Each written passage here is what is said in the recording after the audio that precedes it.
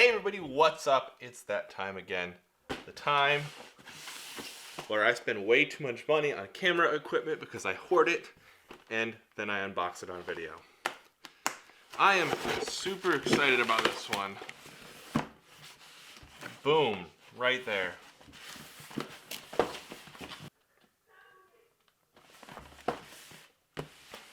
These are the Godox SL-60. These are COB lights, so they're constant on LED monolights. And that's my favorite type of light. I'm using one right now. It's the Godox SLB60W. And so the ML60 is very similar to the 60W with a few differences. So you can kind of see what the 60W looks like right now. I've got it on a 36-inch softbox, but the ML60 is supposed to be a lot smaller and a lot quieter. So I'm just gonna pop this guy open here. The unboxing experience doesn't seem to be anything too wild so far. So you get the bag. I knew I was getting that.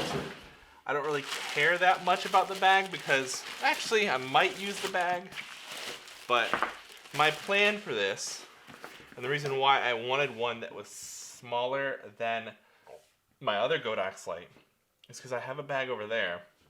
And my idea is that I would like to be able to fit both lights and their respective soft boxes, which haven't come in yet, and batteries for them, all in that bag along with audio equipment and everything else.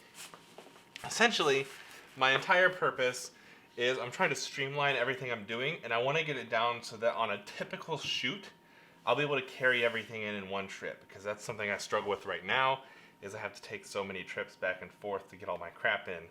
And so getting it slimmed down so I don't have to make so many trips is kind of my primary goal currently. So I wanted something smaller than the SLB60W.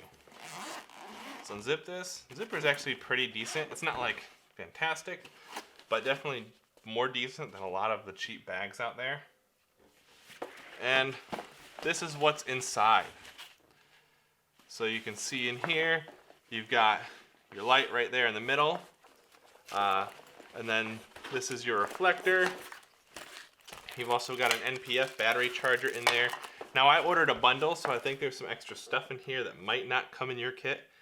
We have an AC cord, we have a power adapter, and whatever this thing was I just dropped. Oh, this is a V-mount adapter so that you can mount V-mount things to a light stand. So you can kind of attach this to a light stand, strap it around using this strap right there, and then mount a V-mount battery to the light stand. And then it comes with this, which is the actual battery plate for this thing. And then we have, this is an NPF battery. So both of the kits I got come with NPF batteries. NPF batteries are a lot better than what that one takes, the SLB60W, because they're not proprietary and I already have a ton of them and I have a lot of charges for them. And so it just makes it a little easier on me that way. And so here it is, the light itself. And holy crap, I was way off at how small this thing is. Like, it's way, way smaller than I thought it was. I mean, this thing is actually tiny. I'm surprised. Like, this is how big it is. This thing's probably the size of a Gatorade bottle. So if you have like the round Gatorade bottles, it's about that size. A little shorter than a Gatorade bottle would be, but that's what you could expect. And that's tiny compared to that one. I mean, this is even smaller than I had hoped. I'm super pumped about this. So the thing you'll notice about this off the bat is that it on its own is a perfect cylinder. There's no mounting points or anything on it, no yoke like a lot of the COB lights have. It does have 1/4 20 thread on the bottom where you actually attach the mount, which is right here. So this is the yoke.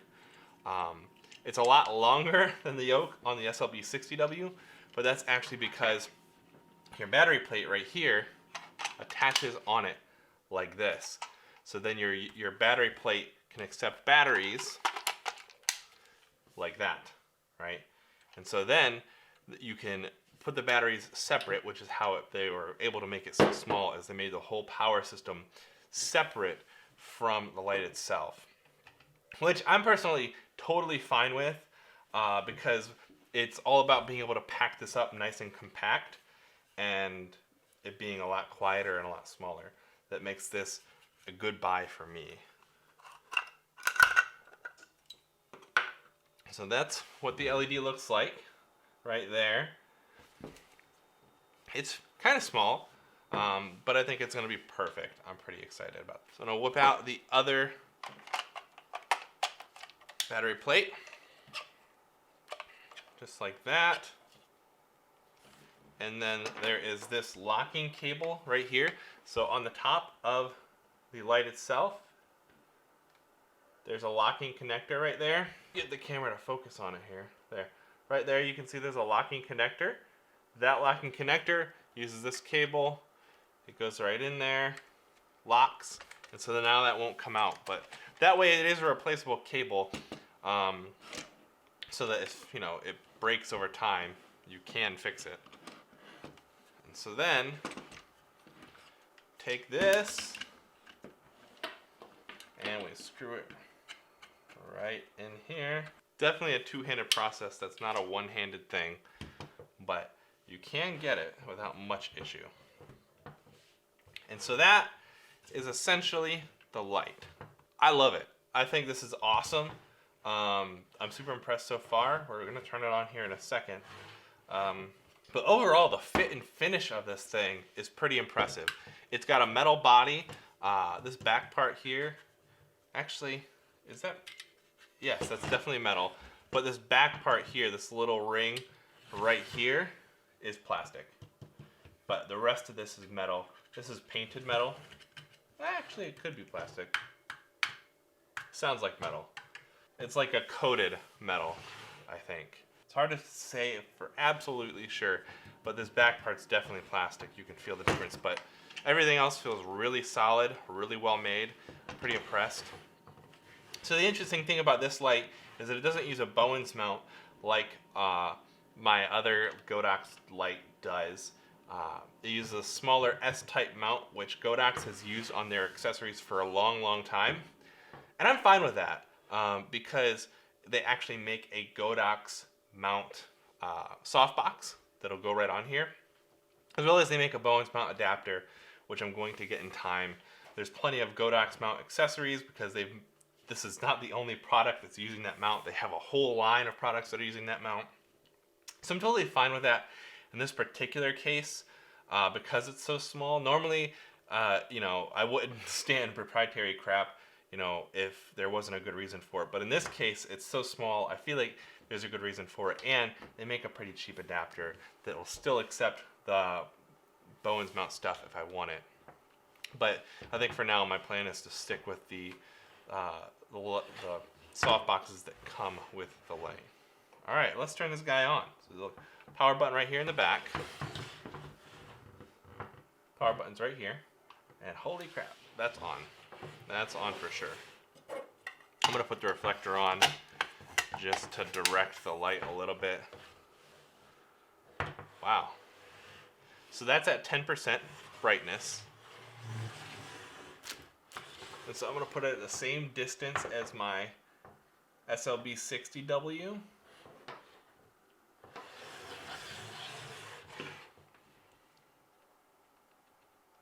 I can go all the way to 1%, which is pretty cool. And let's go all the way up to 100%. Okay, that's 50%. But right now I'm on silent mode. So if I turn silent mode off, go all the way up to 100%, that's 100%, and that is pretty bright. And you can barely hear that fan. That is excellent. I'm super impressed with this thing so far. I'm loving it. Guys, I'm gonna do some lighting tests with this, but I'm gonna wait until the soft boxes come in before I do those.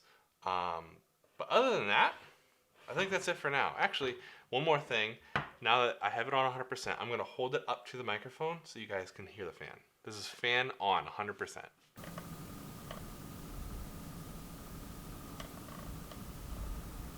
And that is with the microphone 1 inch away from the body of the camera. So that gives you a bit of an idea at just how quiet it actually is.